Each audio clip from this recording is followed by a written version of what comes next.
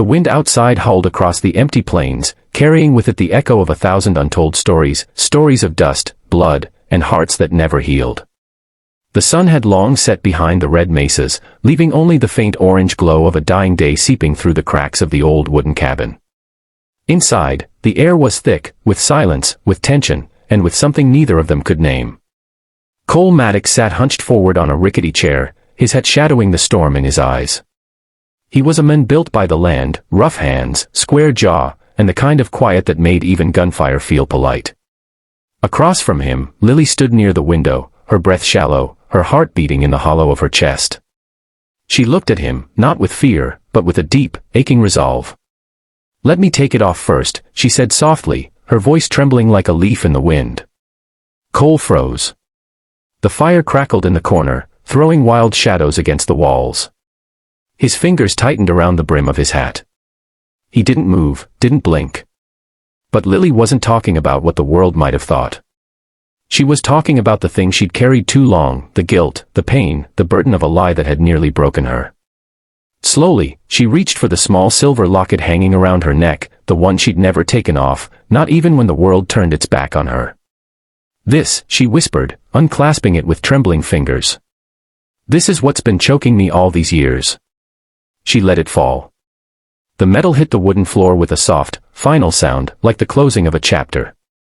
Cole's eyes followed it, his jaw tightening. He'd heard 1,000 confessions in his life, from dying men, from drifters who'd lost their way, but never one like this. Lily took a slow step forward, her eyes glistening. "You think you know me, Cole," she said. "But you don't. Nobody does. Not since that night." He looked up, his voice rough as gravel. "Then tell me." She drew in a shaky breath. "That night at Bitter Creek, it wasn't my father who started the fire. It was me." The words hit him harder than a bullet. For years, that fire had been the dividing line between the ranchers and the Apaches, the spark that burned half the valley and all of its peace. And now, standing in front of him, the woman he'd sworn to protect, the one he'd blamed himself for losing, was confessing she'd lit it. Cole stood, the chair scraping across the floorboards. "Why?" he asked, his voice barely above a whisper. Lily's eyes dropped to the floor. "Because I thought it'd bring you back." The silence that followed could have swallowed the world.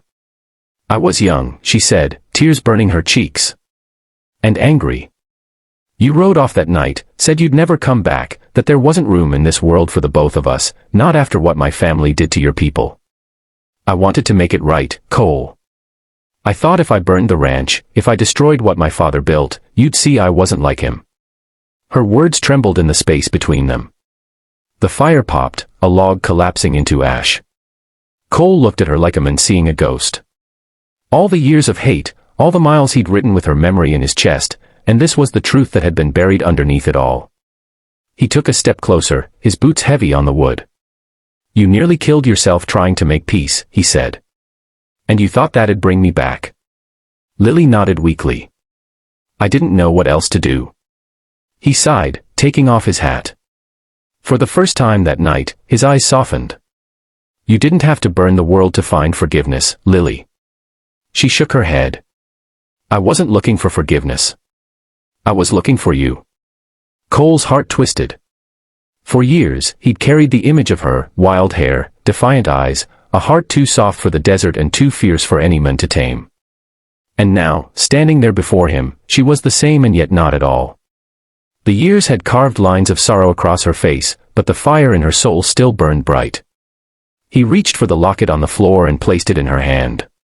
"You don't have to take off anything else," he said quietly. "Not your pain. Not your past. Not for me." Her lip trembled. "You still think there's something left worth saving?" He smiled faintly. "You're talking to a man who spent half his life fixing broken fences and dying cattle. I reckon I know when something can still be mended." For the first time in years, she laughed, not the fragile sound she'd used to hide behind, but a raw, real laugh that filled the cabin and broke something open in both of them. The night deepened. The storm outside gave way to quiet. Cole poured 2 cups of coffee, the kind that tasted like iron and smoke. They sat near the fire, not as strangers, not as enemies, but as two people who'd survived too much to turn away now. "Where will you go?" Lily asked softly. "Where the wind takes me," Cole replied. "But I reckon I could use a place to rest my horse for a while." She looked at him, hope flickering behind her tired eyes. "You think this old cabin's good enough for that?" He smiled. "It's more than good enough." The silence that followed wasn't heavy anymore. It was warm. Peaceful. Like the calm after a lifetime of storms. Lily reached out, her fingers brushing his hand. "Cole," she whispered, "you think people like us ever get a second chance?" He looked into the fire, then back at her. "Out here," he said, "the only thing harder than dying is living with your ghosts. But sometimes, if you're brave enough to face them, they let you start again." She nodded slowly, tears in her eyes. Outside, the wind carried the scent of rain.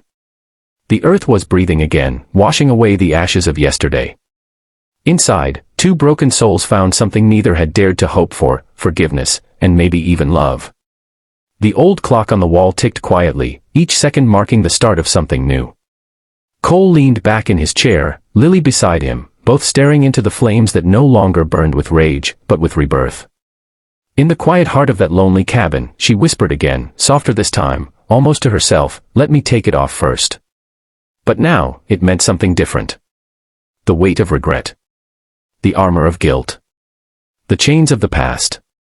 She let it all fall, unseen, into the fire. And Cole, the cowboy who'd once sworn never to feel again, froze, not in fear, but in awe of the strength it took for her to set herself free.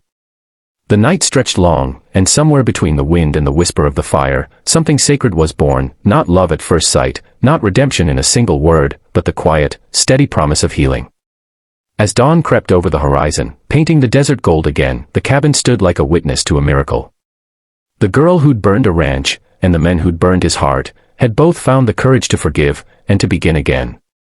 And in that silence, the story of two lost souls turned into a legend that would be told long after the last ember faded. Sometimes, the bravest thing a soul can do, is to let go. If this story touched your heart, don't forget to subscribe, like, and share, because out here in the wild stories of the West, every heart deserves a second chance.